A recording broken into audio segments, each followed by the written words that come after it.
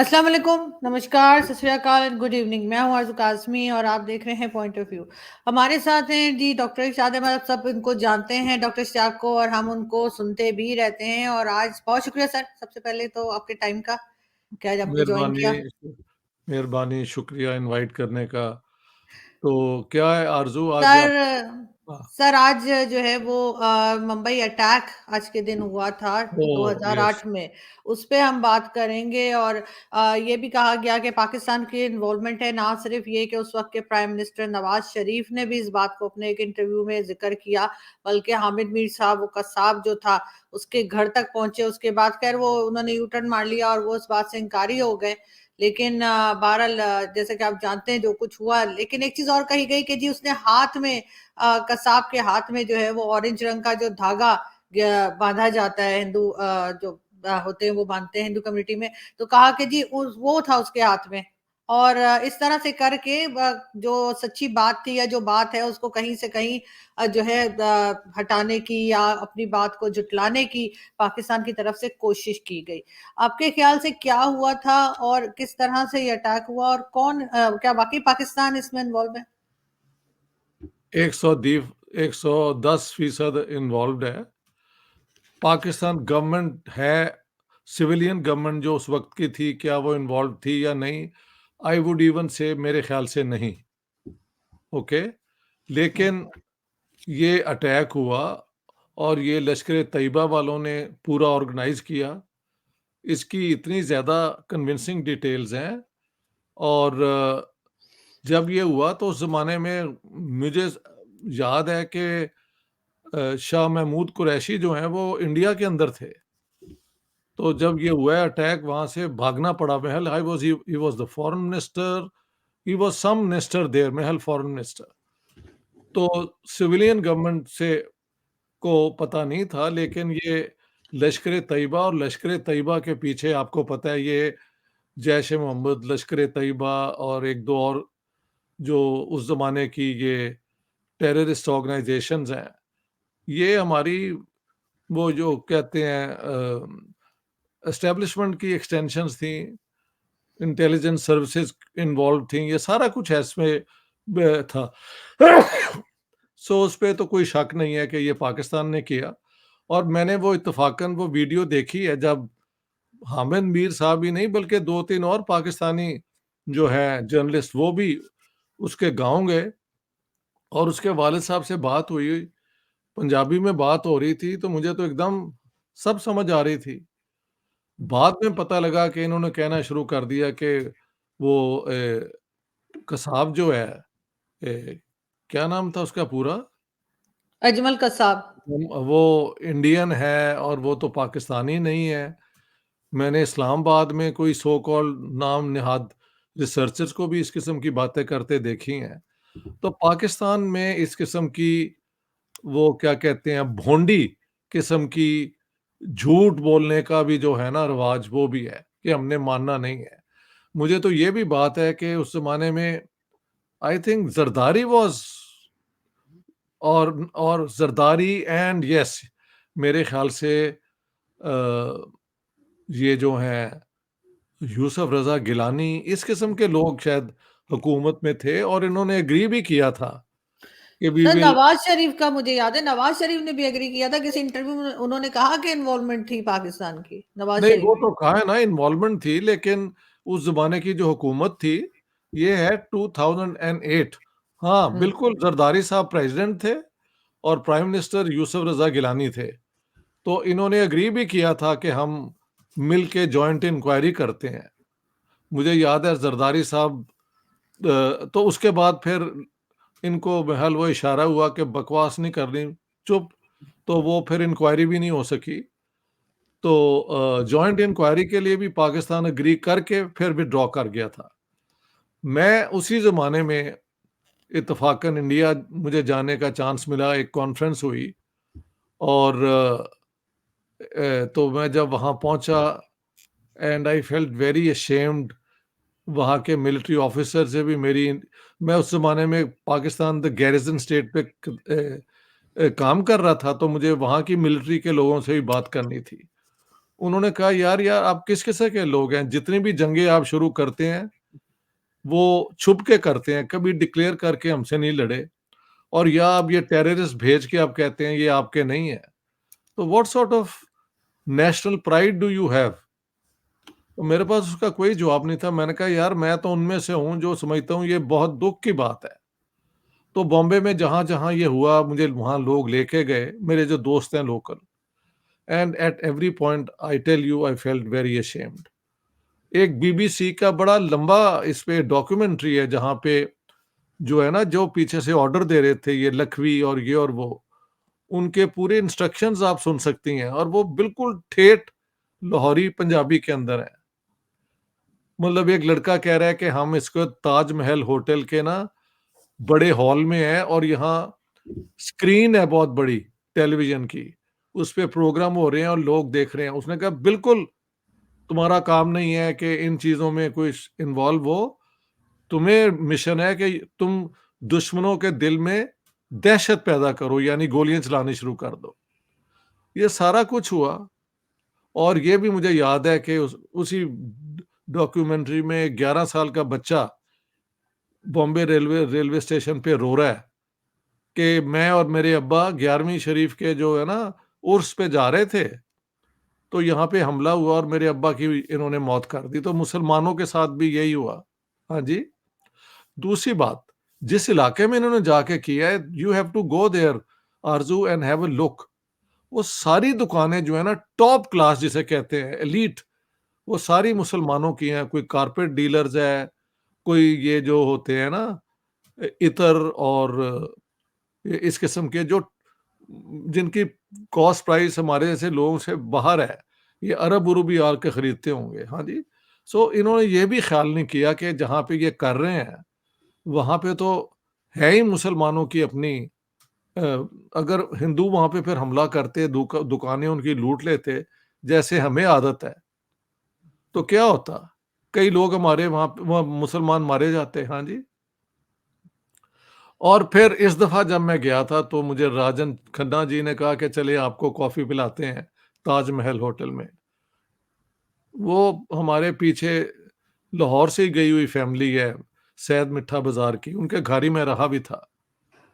वो मुझे मोहब्बत से लेके गए, लेकिन honestly I tell you, as I entered the Taj Mahal hotel और मैंने अंदर देखा, उनका सारा लोग, कोई कॉफ़ी पी रहा है, कोई जूस खरीद रहा है, I felt guilty and ashamed. मैंने कहा, मैं भी इनमें से हो सकता हूँ यार, चलो आ गए हैं, कोई छोटे-छोटे बच्चे भी वहाँ पे हैं, सारा कुछ है।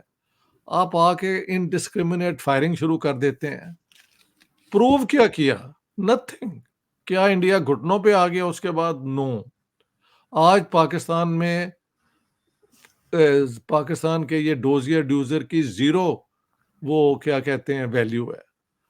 क्योंकि आप अपने आप को तो देखते नहीं और दूसरों पे इल्ज़ाम लगाते हैं। हम नहीं, मैं नहीं कह रहा कि इनके डोज़ियर्स जो हैं वो बिल्कुल झूठ हैं, हो सकता है सच ही हों। लेकिन आपकी अपनी हरकतें अगर उसी क्राइम के हवाले से दुनिया में बदनाम हैं आप, तो आप दूसरों पे क्या इल्ज़ाम लगाएँगे कि हम भी करते हैं तो ये भी करते हैं। चलो ये ज़्यादा होगा। अगर ये इंडिया के मुतल्लिक़ जो इल्ज़ाम ये लगाते हैं वो सच है, लेट्स से। लेकिन सर हाफ़िज़ सईद की इन्वॉल्वमेंट जो है वो साबित हुई है, बहुत जगह इंडिया ने बात भी की है। आज तक हाफ़िज़ सईद को इन्होंने दामाद बना के रखा हुआ है। कहते हैं जी 31 इयर्स की जेल की है मगर की नहीं है। ये आखिर हवाले क्यों नहीं कर देते? जो इसमें इन्वॉल्व थे और इंडिया जो है वो सबूत भी दे चुका है, उन लोगों को ये भारत के हवाले क्यों नहीं कर देते? अपने सर से ये हटाएँ, बजाय इसके कि एक तरफ कहते हैं नहीं हम तो टेररिज़्म का सपोर्ट नहीं करते, लेकिन जो बात कहते हैं, हरकतें उससे बिल्कुल उलट हैं। बात ये है कि ये क्यों नहीं करते? मुझे याद है एक ज़माने में परवेज़ मुशर्रफ ने कहा था, एक और भी अटैक हुआ था उसके दौरान, 13th दिसंबर 2001 को इंडियन पार्लियामेंट पे, तो तब भी नाम लिए गए थे, तो पाकिस्तान ने कहा कि it's out of the question कि हम अपने किसी सिटीज़न को इंडिया के हवाले करें। तो हमारी तो ये है कि हम टेररिज़्म भी करें तो हमने अपने लोग किसी और के हवाले नहीं करने। हाँ, जिस दिन अमेरिका ने कहा ना कि ये हमको दे दो, तो फिर वो जो है बेतहाशा 9/11 के जो लोग हैं, जो पाकिस्तान में इन्होंने पकड़-पकड़ के दिए, उसमें मिलियंस ऑफ डॉलर्स भी मिले, और Musharraf rights in his book in the line of fire कि हमें इतने डॉलर मिले जब हमने दिए। तो ये नहीं कि ये दे नहीं देते, अमेरिका को दे देते हैं क्योंकि वहां से फिर सुपर पावर है, उन्हें पता है उसके, इंडिया को नहीं देते। सो पाकिस्तान का ये है कि इंडिया के खिलाफ कोई भी टेररिज्म हो या कुछ भी हो, वेल, हाँ हाँ, ये भी याद है कि जब ये हुआ था तो अ, यूसुफ रज़ा गिलानी ने बड़ा अफ़सोस का इज़हार किया था, ये वो हमारे मिनिस्टर्स ने, शायद हमारी नेशनल असेंबली में भी कुछ इसके मुतल्लिक बात हुई थी। But national assembly, prime minister of Pakistan mean nothing in Pakistan, they mean nothing. Once the establishment, the deep state has decided कि ये ऐसे होगा, तो फिर वो वैसे ही होगा। ये मसला है। बिल्कुल, क्योंकि सर जहाँ तक मुझे याद है बड़ा लंबा-चौड़ा लग रहा था कि वो लोग अपना खाने-पीने का सामान भी कुछ लेकर गए हुए थे कि वहीं पे शायद कई दिन गुज़ारने थे। हाँ, और और ये हलाल के चक्कर में होते हैं, यानी किसी की जान ले लेना, गोलियाँ मार देना, जो कि जुर्म है इंसानियत की, सबसे बड़ा जुर्म है किसी की जान ले लेना, लेकिन हलाल गोश्त खा के हमने लेनी है जान दूसरे की, ये भी हमारा प्रॉब्लम है। बिल्कुल यहाँ पे ऐसा ही है। यहाँ पे स्वीडिश लड़कियों से हर किस्म की बकवास कर लेना, लेकिन वो ढूँढते फिरते हैं अपना हलाल गोश्त, तो हमारा, we are by nature schizophrenic, हमारी कई शख्सियतें हैं। बिल्कुल ऐसा ही है। ख़ैर वो तो सर हम हर चीज़ में जो है हमारे डबल स्टैंडर्ड्स तो चल ही रहे होते हैं। मगर सर बिल्कुल। कहीं न कहीं क्या इंडियन जो सिक्योरिटी फ़ोर्सेज़ हैं या जो इंटेलिजेंस है उनका भी फेलियर लगता है, उन्हें पता नहीं लगा ये लोग अंदर पहुँच गए और इस तरह से इन्होंने लोगों फेलियर का तो है, नुकसान किया? फेलियर तो है, लेकिन इमेजिन इतनी लंबी कोस्ट है। हाँ जी, एक छोटी-सी वो जो बोट को कौन नोटिस करता है? शायद उसके बाद उन्होंने वो किस्म, लेकिन सरप्राइज़ अटैक तो कहीं भी हो सकता है ना। हुँ, सबसे बड़ा सरप्राइज़ अटैक तो 9/11 का हुआ। अमेरिका से ज़्यादा सिक्योरिटी कॉन्शियस मुल्क कौन-सा होगा? ट्रू। लेकिन उन्होंने जहाज़ ला के मारे, हाँ, और काफ़ी देर तक करते रहे। कोई फूल प्रूफ सिक्योरिटी सिस्टम नहीं हो सकता। कम से कम पहली दफ़ा कुछ भी हो सकता है। दूसरी दफ़ा उसका सद्देबाब अगर कर लें तो, अब ये हमास ने नहीं करके दिखाया कि अगर वो चाहें तो सुपर सिक्योरिटी जो उन्होंने की हुई है, आयरन डोम, ये वो उन्होंने उड़ा के रख दी है। So there is no perfect security against such crimes, समझ गए आप? हाँ। बिल्कुल, लेकिन सर उसके बाद भी भारत ने बहुत बड़ा दिल दिखाया और पाकिस्तान के साथ फिर बातचीत हुई, फिर एक बार जो है देखा गया कि टर्म्स बेहतर करने की कोशिश की गई, लेकिन हमारे भारत यहाँ से का दिल, बार-बार अटैक्स किए। सर वो बार-बार भारत अटैक करके एक एक साइड पे क्यों नहीं हो जाते? पाकिस्तान ये भा कह दे हमने नहीं बात करनी कभी भी, बजाय ऐसे करने के।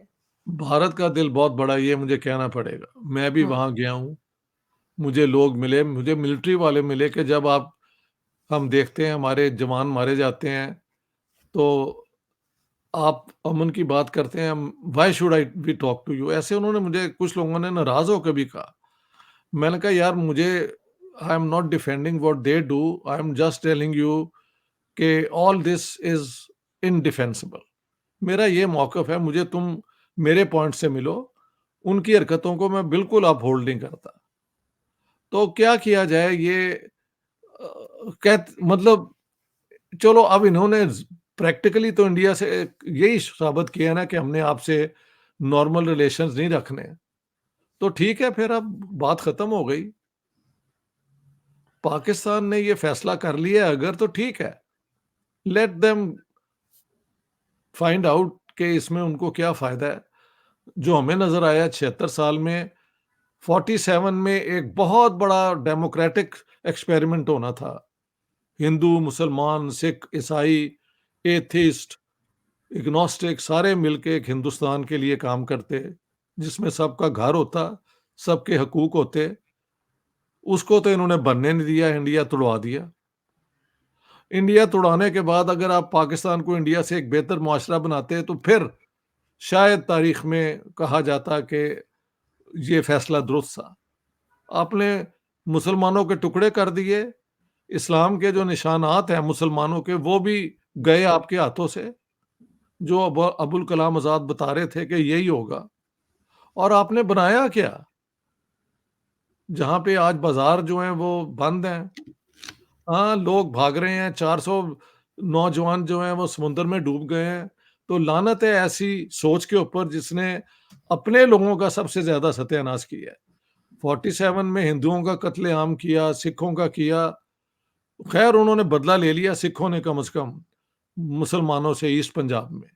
वो भी इर्रेशनल था। किया वेस्ट पंजाब के लोगों ने, बदला ईस्ट पंजाब का लिया गया। लेकिन बाकी इलाके में कांग्रेस की हुकूमत ने, महात्मा गांधी ने, जवाहरलाल नेहरू ने, इन लोगों ने अपनी शराफत की बुनियाद पे जो हमले हो रहे थे मुसलमानों पे वो रोक दिए। तो इंडिया का record by comparison is amazingly impressive. मगर सर आपको अजीब नहीं लगता कि मैंने बल्कि ट्विटर पे लिखा भी है, तो कुछ पाकिस्तानी मुझे बुरा भला भी कह रहे हैं कि आपको लगता नहीं कि मिस्टर जिन्ना जो कि पोर्क खाते थे, शराब पीते थे, उन्होंने इस्लाम के नाम पे मुल्क बना दिया? क्योंकि मुल्क बानी इस्लाम के नाम पे सकता था कि इस्लाम और हिंदुइज्म में कोई भी चीज़ कॉमन नहीं है और मुसलमान एक कौम है। उसमें उर्दू का कोई अल्फाज नहीं है। कौम in hmm. Nation means a hmm. People entitled to sovereign independent status. ठीक है। ठीक। तो ये अगर हिंदू मुसलमान के तजाद को अगर ये ना बुनियाद बनाते तो पाकिस्तान कैसे बनता? और वो हैम खाते थे, शराब पीते थे, आखिर तक पीते थे। लोग कहते जी वो तो बड़े सेकुलर और लिबरल थे। मैंने कहा यार खुदा का करो खौफ। अपनी बेटी को, सगी बेटी को, एक ही बच्चा है हम्म। जिसने शादी कर ली है गैर मुस्लिम से, उसको तुमने अपनी जायदाद से आग कर दिया और ताल्लुकात खत्म कर लिए। ये लिबरल होने की निशानी है जिन्ना साहब की। जिन्ना साहब वाज नथिंग लाइक लिबरल। और वो ही was a man who wanted to win cases. वो अपने आप को सिर्फ एक लॉयर समझते थे और उन्होंने पाकिस्तान का केस लड़के अंग्रेजों के सामने आर्गुमेंट्स दिए कि देखो पाकिस्तान बनाओगे तो ये तुम्हें फायदा है, नहीं बनाओगे तो ये नुकसान है। आखिर में अंग्रेज मान गए और उन्होंने पाकिस्तान जिन्ना को दे दिया। That's all. There is no further mystery about Pakistan. Simple. लेकिन लेकिन सर उससे फायदा तो कोई नहीं हुआ, ये टू नेशन थ्योरी आज गले में फंसी तो हुई है। जिन्ना और साहब को तो फायदा हो गया ना कि उन्होंने शो कर दिया कि देखो मियाँ गांधी और नेहरू और तुम्हारी मैंने छुट्टी करा दी है। तुम जो करते रहे उसको मैंने जीरो करवा के हिंदुस्तान के टुकड़े करा दिए हैं। बल्कि उनके बस में होता तो वो तो इंडिया की बॉल्कनाइज करा देते और टुकड़े करा देते। He wanted princely states to remain independent. तो आज हिंदुस्तान में कई सौ महाराजे राजे होते जो वही कर रहे होते जो आज कभी शेर का शिकार तो कभी हाथी का शिकार जिसमें इन्होंने सारा टाइम गुजारा है। वो तो इंडिया ने एक डेमोक्रेसी बना के इन सारों की वो सारी वो खत्म ही कर दी। मगर सर उन्होंने वो ऐसा क्यों चाहते थे? अपनी पॉलिटिक्स के लिए, अपनी अपनी पावर के लिए? नहीं तो देखें पावर का यूज गुड और बैड भी तो होता है ना। अगर आप लोगों को आजाद करना चाहें तो आपके पास पावर होनी चाहिए ना। आप लोगों को एजुकेशन देना चाहें, आप लोगों को आगे बढ़ने के चांस, तो power is not always negative thing, it's also a good thing. आपके पास पावर होगी एक मोहल्ले में तो आप कहेंगे भी मेरा हुक्म है यहाँ पे सफाई रखो, अपने बच्चों को काम की बजाय स्कूल में भेजो। अगर आपके घर पे खाना नहीं है तो जो अमीर लोग हैं वो उन खानदानों को सपोर्ट करें। तो हम्म। आपके पास ऐसी पावर हो तो वो पॉजिटिव पावर है ना। बिल्कुल। तो पावर लेकिन पावर इटसेल्फ मीन्स कि what if A says then B must do what A says. That's what is power. लेकिन सर लास्ट में मैं बस ये पूछना चाहूंगी कि मुंबई अटैक पे इतने सालों के बाद आपको लगता है, आज उसकी बल्कि आज के दिन ही हुआ था, आपको लगता है कि पाकिस्तान में कोई शर्मिंदा है? अब ये तो आप वहां बेहतर रहती हैं। How would I know? शर्मिंदा अगर नहीं है तो बेशर्म है इसका मतलब है ना। उसका ऑपोजिट तो ये हुआ कि आप लोगों का कत्लेआम करवा के भी खुश हैं। इनकी सारी आर्गुमेंट बताऊं क्या होती है कि आप भूल जाते हैं कि ईस्ट पंजाब, ईस्ट पाकिस्तान में इन्होंने हमारा मुल्क तोड़ दिया। ये इनकी आर्गुमेंट मैंने बार बार सुनी और वो भी गलत आर्गुमेंट है। आपने बंगालियों को जो मैंडेट मिला था अवामी लीग को, उसको नहीं माना, मिलिट्री एक्शन करवाया, तो उसके बाद इंडिया ने वहाँ पे इंटरवीन किया ना। बिल्कुल। 65 वॉर में जब बंगाली आपके साथ थे, तो अगर वो चाहते तो सिर्फ 2 बटालियन ही ईस्ट पाकिस्तान में भेज दे, वहाँ पे तो डिफेंस ही कोई नहीं थी। They did not. लेकिन पाकिस्तान अपने हर जराइम को जस्टिफाई करता है बाय सेइंग कि इंडिया का सबसे बड़ा जुर्म है हमारा मुल्क तोड़ दिया। ये उनकी आर्गुमेंट है। बिल्कुल, लेकिन ख़ैर ये बिल्कुल गलत आर्गुमेंट है गलत और आर्गुमेंट है, अब बिल्कुल फ्लॉड, अनरीज़नेबल, हुँ। बिल्कुल नॉनसेंस आर्गुमेंट है। Nonsense argument. इनको बल्कि एक तरह से स्टेट स्टेट को यानी जो गवर्नमेंट है और एस्टेब्लिशमेंट है उनको कम से कम शर्मिंदा ज़रूर होना चाहिए। लेकिन जैसा आपने कहा कि मैं यहाँ मौजूद हूँ लेकिन मुझे ख़ैर ये इनमें से कोई शर्मिंदा नहीं लगता। बहुत शुक्रिया सर कि आपने आज बहुत जॉइन किया। मेहरबानी, thank you so much, thank you all sir. The best. Thank you sir.